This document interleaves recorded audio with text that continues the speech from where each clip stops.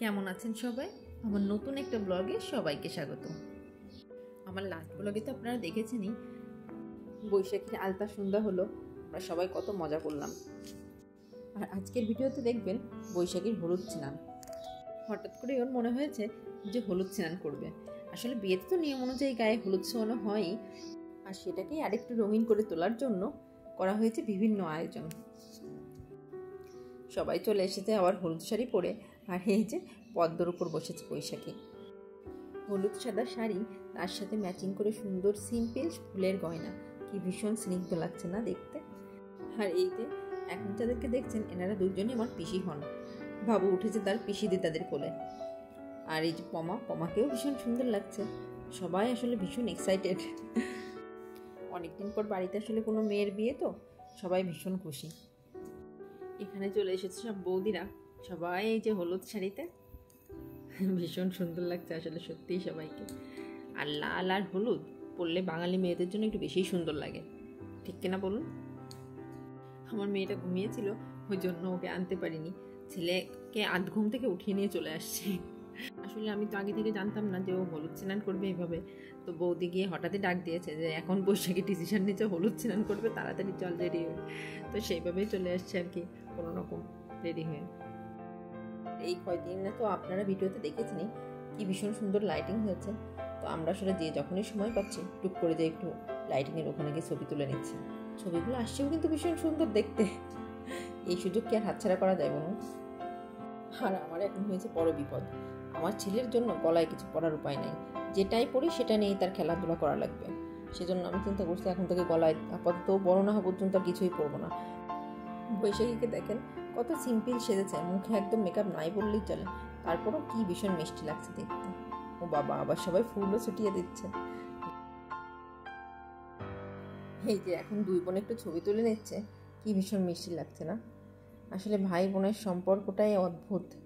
সত্যি কথা বলতে কি, বিয়ের আগের জীবন আর পরের জীবনের মধ্যে কিন্তু অনেক পার্থক্য। যদিও আমরা এখন আসলে মনকে সান্ত্বনা দেওয়ার জন্যই বলি, মানে আমার কাছে তো এখন মনে হয় হ্যাঁ অবশ্যই মনকে সান্ত্বনা দেওয়ার জন্য, যে না কিসের চেঞ্জ, যেমন ছিলাম তেমনই থাকবো, মাঝে মাঝে আসবো বাড়ি।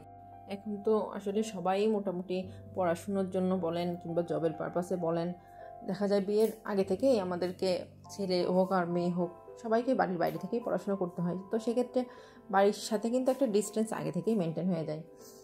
কিন্তু ওই ডিস্টেন্স আর বিয়ে হয়ে যাওয়ার কারণে ডিস্টেন্স, আমার কাছে মনে হয় দুইটার ভিতর পার্থক্য আছে।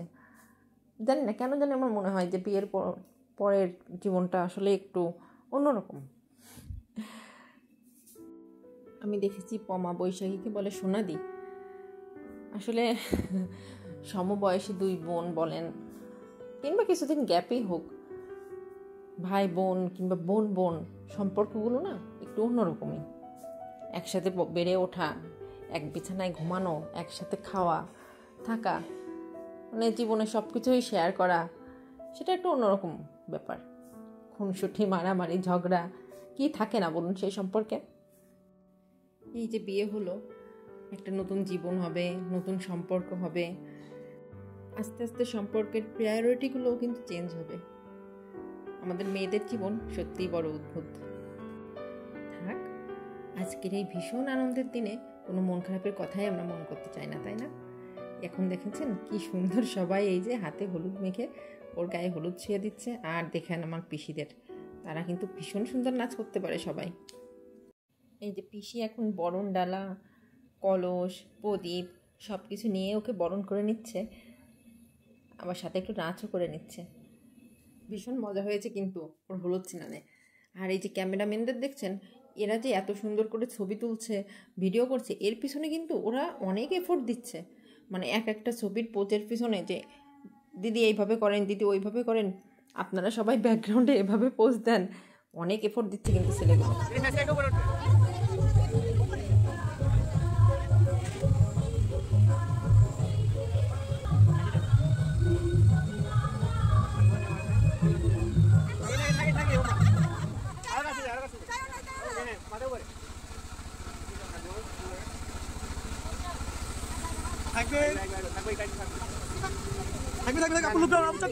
আপু চোখ বন্ধ, বলে তাকাবেন।